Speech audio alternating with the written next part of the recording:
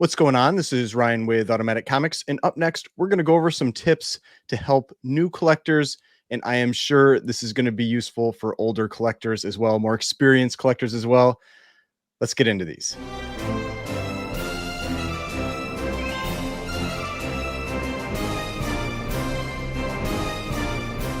All right, so before we get started, please remember to hit that like button and hit the subscribe button if you'd like to see more content like this. So what we're going to be doing in this video is I follow the comic book collecting subreddit.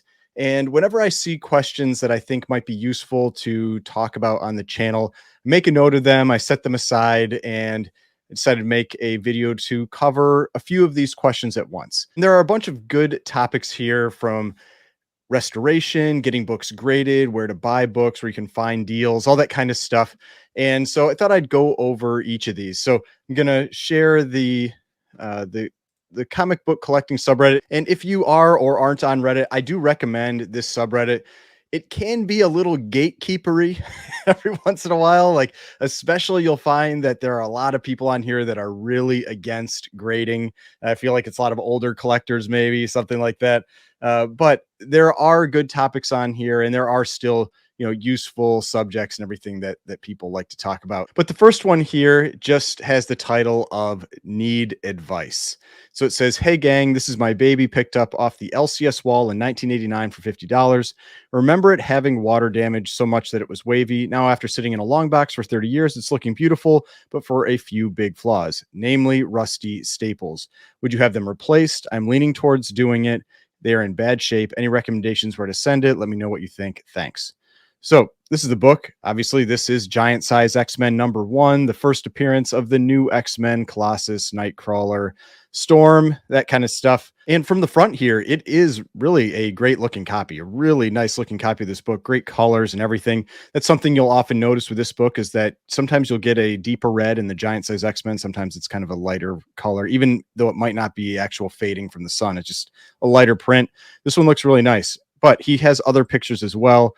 And you can see up along the spine here, there's some water damage along the spine, some staining, and then he shows the interior, and you can see, where the staples are starting to rust on the inside.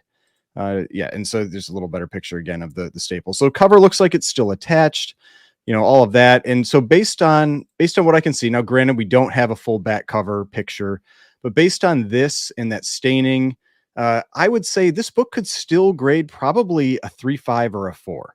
And so for me, I would not even consider having those staples replaced, because the problem is going to be is that if you get those staples replaced, this book is now considered restored, or at a minimum conserved.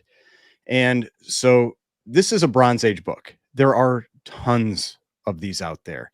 And you'll find that while you may not be thinking about selling the book right now, value will ultimately be something that matters to you, probably at some point in your life or your kids' lives, or whatever it might be down the line. And when you're talking about Bronze Age books, modern books, even into Silver Age, the books are so common that if you have restored copies, it significantly hurts their value, because people have so many options out there to get books that aren't restored. You don't really need to get a restored copy of this book. There's so many that you can wait and just find a deal on one that is unrestored. So if we go to GPA, it's one of the tools that I use for pricing, and we look up Giant Size X-Men #1, and this is a tool that is a subscription fee, so you do have to pay a monthly fee to use it. And if we go down to, say, a 3.5 or a 4, a 3.5 last sale $1,384, a 4 last sale $1,399. So I mean, it probably a $1,300 to a $1,400 book graded, maybe ungraded. You back out the grading fees, that kind of stuff. Maybe it's like a $1,200 book. Then let's take a look at CGC. So with CGC, we can get an idea how many of these books are out there. There are almost 12,000 universal copies. There's 11,911 universal copies. There are 876 signature series, 23 qualified, and then restored 419. So there are over 13,000 copies of this book just graded. That's not including all the raw copies that are still out there there is like this one here, there is really no need for someone to really buy a restored copy when there's this many universals available. And so those restored copies, it's going to really hurt the value and the ability to sell the book. I'm curious what it's like even down at a 3.5 or a 4. So if we go down to a 4.0 and we go, so this is C1. So C1 would probably be somebody that's probably color touch would be my guess. And so you're probably not going to have too much of a loss of value with color touch because somebody can have that color touch removed and still get a universal label. And so they could still get maybe a 3 or a 3.5. And that's why you're seeing these prices for C1s as not being all that far off, because if they are color touch, then it's not that big of a difference and you could have it removed and get back to the universal. But this person is talking about replacing staples. If you replace those staples, you're never going back. So you have to think about the type of restoration that's on that book and what type of impact it can have on the value of the book. And if you're doing something like cover cleaning or reglossing or staples replaced or trimming, those types of things, you can't return from those. You are stuck in that restored state. And so that will have a bigger impact on the value. And so I personally would not have this book have the staples replaced. If you wanted a copy that didn't have rusty staples, I would just sell this book and find one that doesn't have rusty staples and buy that, because somebody will happily buy this book. I mean, yeah, there's some staining, there's the rusty staples, all of that, but this is a extremely nice presenting copy of Giant Size X-Men #1. Someone will buy this, someone will be very happy with it. And at least from the value perspective, and that's where I'm approaching this, I would not get those staples replaced. I know there's an emotional component to it, and people are worried about rust migration and all of that. But if you keep it in a dry place, the rust migration is going to be extremely slow. You're not going to be too concerned about this. It would be decades probably before this would really even become much of an issue. And so personally, I wouldn't do anything with it. If it's a problem to have those rusty staples, that kind of thing, like I said, I would sell it. There are some people in the comments that talked about, oh, you could get the staples cleaned. That is also restoration. That, if you do anything to remove that rust, that is also going to be tagged as restoration. And they will identify it, especially in a case like this, where it's really obvious that it's the staples have rusted, because you can see where they've bled a little bit, that rust has bled a little bit into the surrounding area. And so if you have clean staples or new staples there, they'll easily see that there was something there before that put that rust there, and they will mark that as a restored book, or like I said, minimum conserved. So for this first one, I would not take any action with this book. I would leave it as is. I personally don't have any problem with rusty staples. I know some people, it's a big sticking point. I have books with rusty staples. I have keeper books with rusty staples. I've bought and sold plenty of books with them. They really don't. That doesn't bother me as a flaw. All right, now to the next one.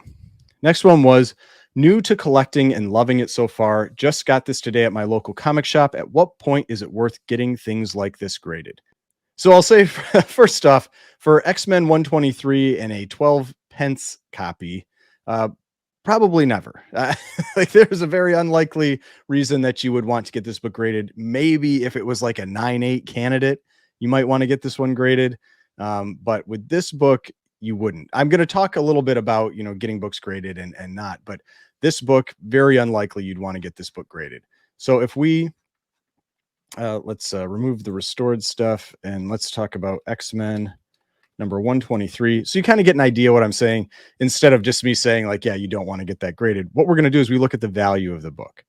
And so in a 9.8, this book is a $250 book in the last sale. 9.6, 130, 9.4, 58, 9.2, 70. And so when you're getting down into price points where it's like $50 to $70 for the value of the graded book, and it's going to cost you, I mean, because you'd want to get it pressed first, probably. So you're in cost just to get it pressed, cleaned, graded. It's probably going to be around $50.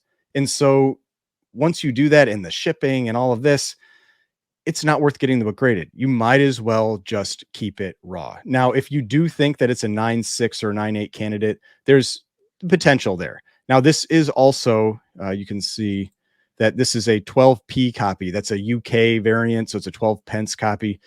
Those do not sell for as much. It's just like every once in a while you'll get a Pence copy that sells for more. And I know they're more rare, but this is a case where more rare variant does not mean more expensive. It generally means they sell for about 60% of value. So it's going to be worth even less. And it's just, there's just less demand for them. You know, most collectors want the US price copies. That's just the way it is. And so this book, no, I would not get this book graded unless we thought that it was a 9.6 or 9.8 candidate. And you can see just from this, like here, you can see the damage up in this corner here, the damage here. This book, I mean, maybe it's like an 8, you know, something like that. There's no way that you would want to get this book graded. I mean, in an 8.0 US copy, it's $42. It's going to cost you more to get this book press clean and graded than the book is even worth. So no, you would not get this one graded. But how do you decide when to get a book graded? And so I've got 3 books here, and they're from this Vampirella collection that I bought. And so the first one is Vampirella number 9. And so I did not get this one graded. So I thought I would talk about why didn't I get this one graded. And so if I go and look at Vampirella number 9, this book, I have it graded at approximately a 7. Upper end maybe a 7.5, but I think like a 7. And so you can see there was a 6.5 that sold for $49 in August. There was a 8.0 that sold for 93 in May of last year, and an 8.0 that sold for 75 in June of this year. So 7.0 graded, this book is probably worth $50. So first off, then you've got the, you know, the cost of pressing, cleaning, grading, all of that. It's going to cost me about that, or maybe even a little bit more to even get it slabbed. So it's not worth it there.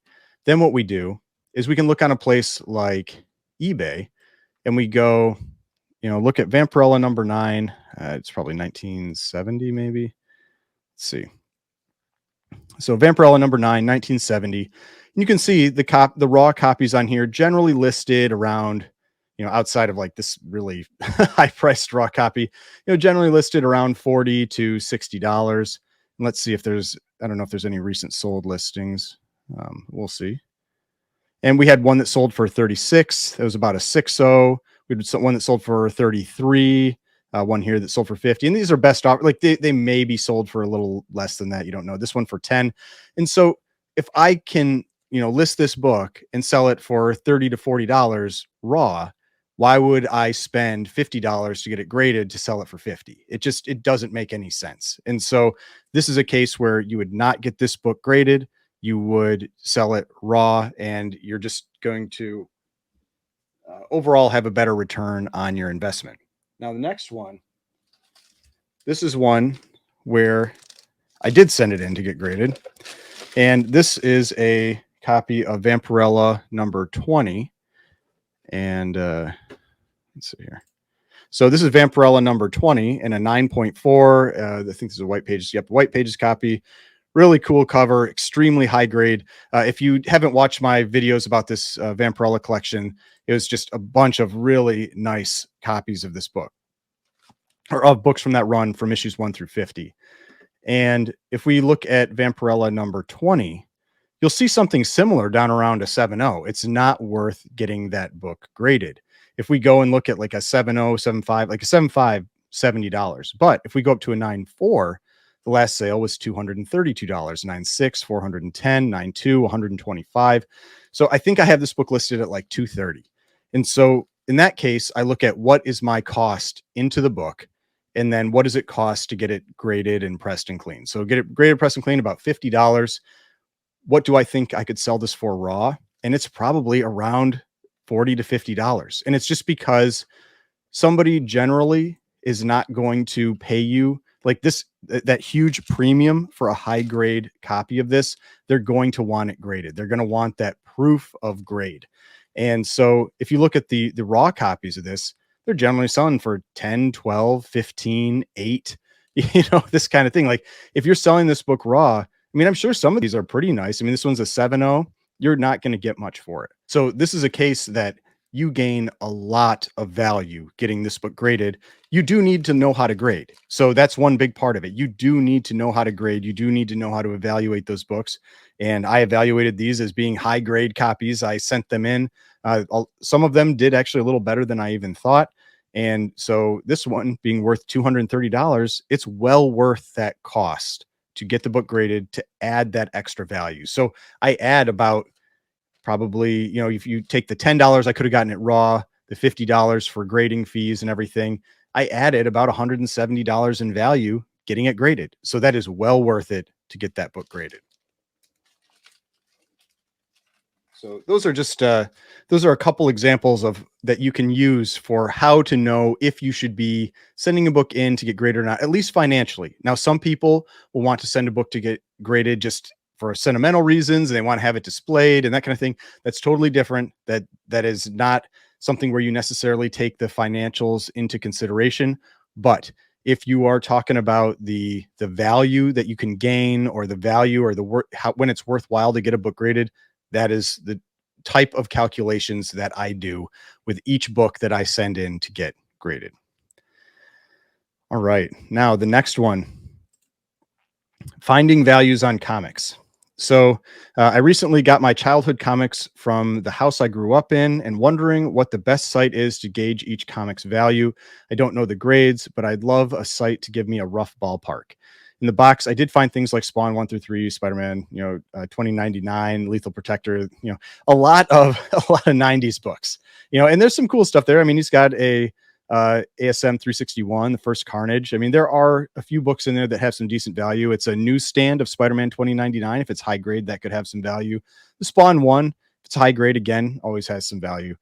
But wanting to determine values for these books, I've got a few sites that I would recommend. And one I've already shown you. One of them is eBay. I mean, eBay is a good source for common books, for books that sell regularly. And so a lot of that stuff, like that this person has, a lot of these 90s type books, they're going to sell all the time on eBay. You're going to have tons of reference points. And so that is a great option if this is the type of book that you're looking up. You go into eBay, you search for the book, you look at how people typically list things, and usually they'll have the year, the name of the issue, and the issue number, and you look that up, and you're going to get a whole bunch of sales, and you'll get a rough idea, what that book sells for. But if you want to get into something that's, you're getting into higher dollar books, or books that don't sell nearly as often, you're going to want to go to a pricing service. And so this is something where you're paying a subscription fee every month, and you're going to be able, they pull in sales data from all kinds of sources, being eBay, Comic Connect, Heritage, Hakes, My Comic Shop, all this kind of stuff. They pull in that sales data, and then they provide that to you in a way that gives you a good idea what the values are. Now, these are graded sales for the first few that I'm talking about. So one of them is I've already shown, and that was GPA. So it's GP analysis. It's comics.gpanalysis.com. I have a subscription to this service. I really like this service. It's not really flashy or anything, like you can see, it's just basically, it's giving you, look up the book. It gives you the grades that it's pulled in sales for. It gives you the prices.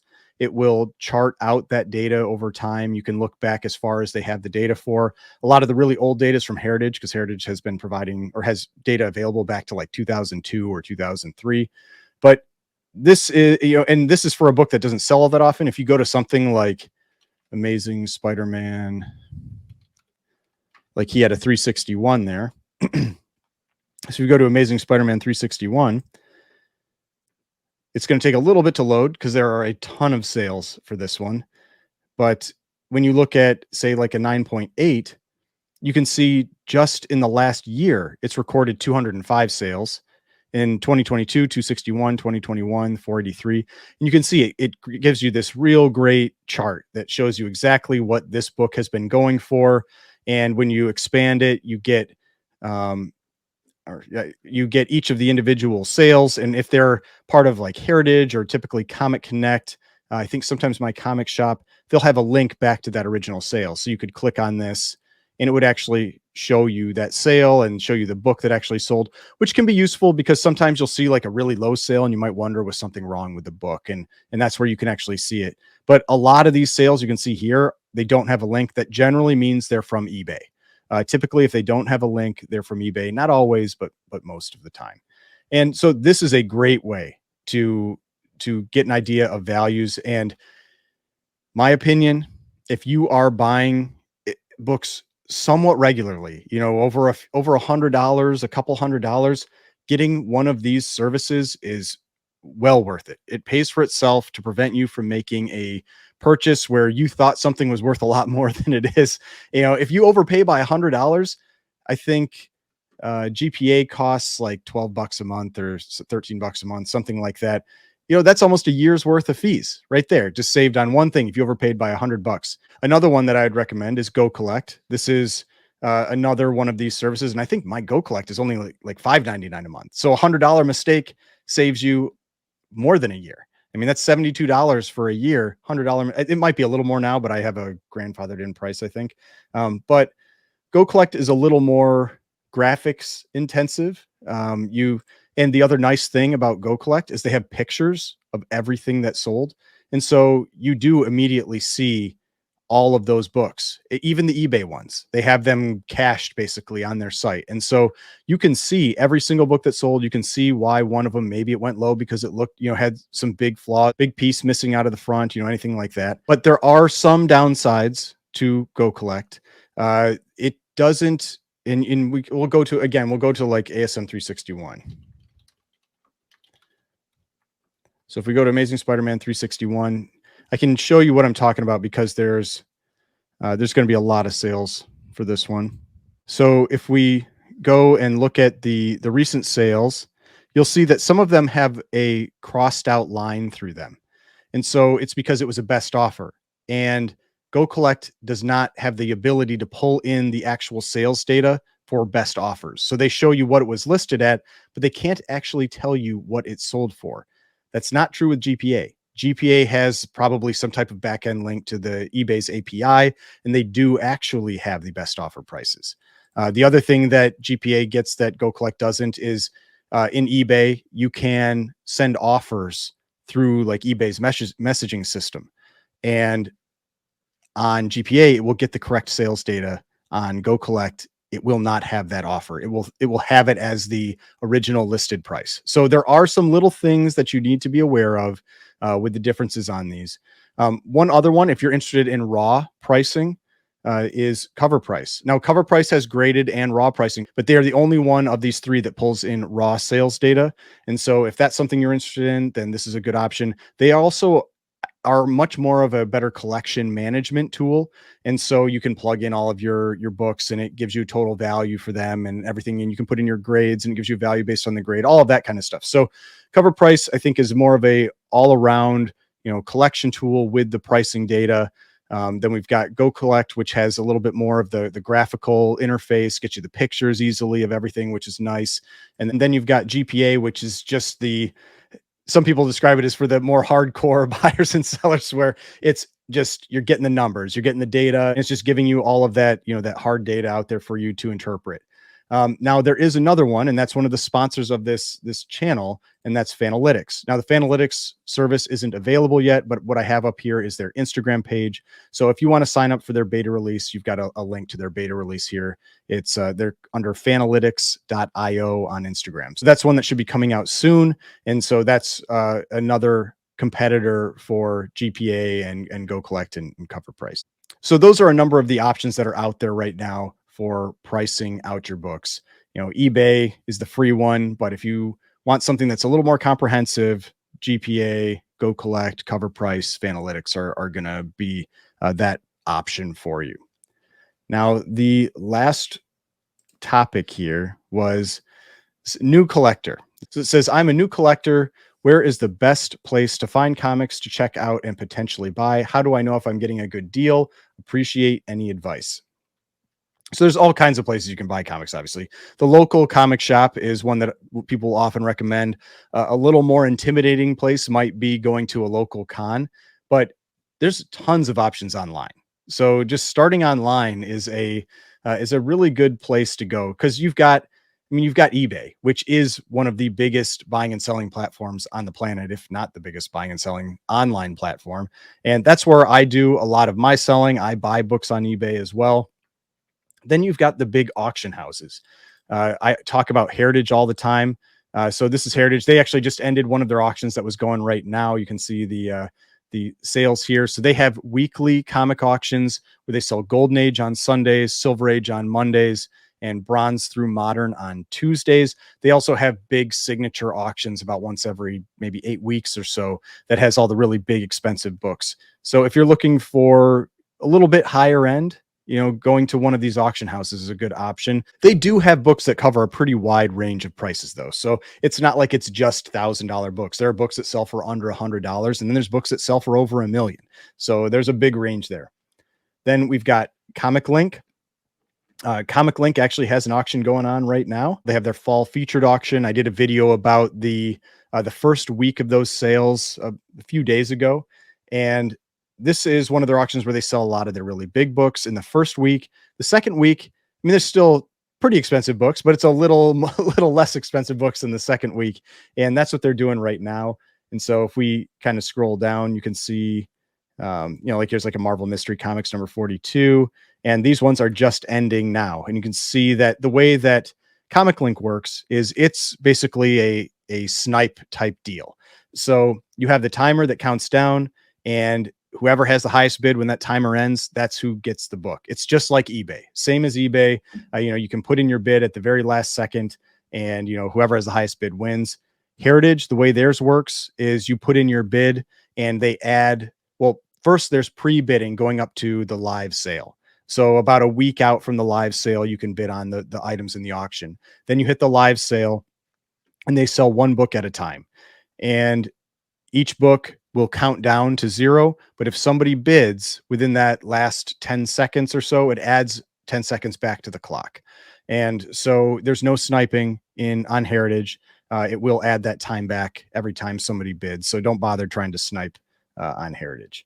Then you've got Comic Connect. They actually have an auction going on right now as well. Tonight is their original art. Then I think tomorrow, it's foreign and pulps, and then they get into the comics on the 6th through the 8th. And theirs is similar to Heritage. You can't snipe, but if you bid within the last 3 minutes, the clock kicks back up to 3 minutes. So it can be very psychologically frustrating sometimes because people will wait till the last second and they'll bid and it'll add 3 minutes back to the clock, and then you got to wait another 3 minutes.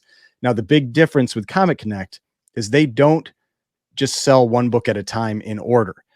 They will just keep going on to the next book. So you can have multiple items that are ending at the same time. So it can get a little crazy, a little wild trying to follow multiple books at once on a Comic Connect auction, because you could have one book that people keep bidding and keeps going for another half hour or an hour after that initial timer was going to end. Or you could have other books that will end immediately. So it just depends where that book was at, who's watching it, who's bidding, all that kind of thing. So Comic Connect can be a little bit more of a learning curve on that bidding. But yeah, they go back up to 3 minutes every time. Then you've got Hake's auction, which I believe they add time back as well. I haven't ever won anything on Hake's, but the Hake's auction house, they don't have their auctions as often. Their auctions tend to be a few months between them for comics. They have other types of auctions, but with comics, it's every few months. Comic Connect, like I said, is think about 8 weeks. Comic Link is maybe every 6 weeks. Heritage, like I said, they have every single week. Plus, they have the big signature ones about every 6 to 8 weeks. Then you've got My Comic Shop. My Comic Shop is a great place just to go look for books that are listed fixed price, but they also have a weekly auction. I didn't even know about their weekly auction until maybe about a year and a half ago or something like that. But they also have a weekly auction, so you can check that out and see what they're selling there.